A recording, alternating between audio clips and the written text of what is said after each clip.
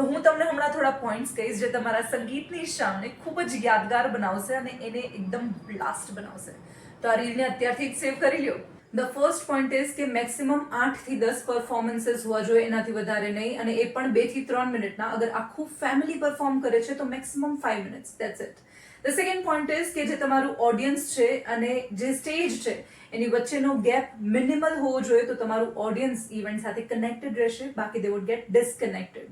The third and very important one is કે you should have your checklist ready.